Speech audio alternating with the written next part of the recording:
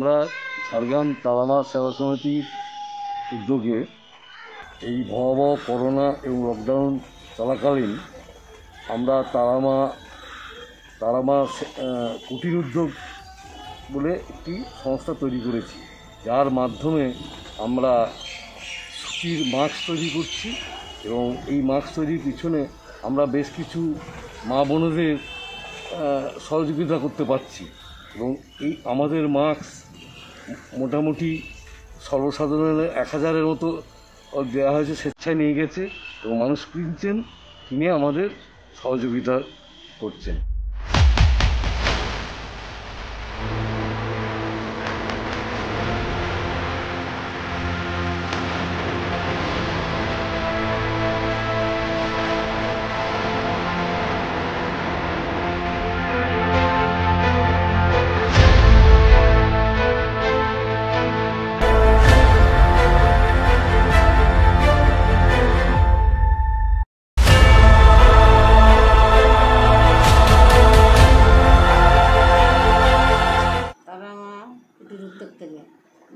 এখন লকডাউনে কোথায় যাব, কী করবো, ঘরে ছেলেরা বসে আছে একদিন আর কি করছি বসে বসে।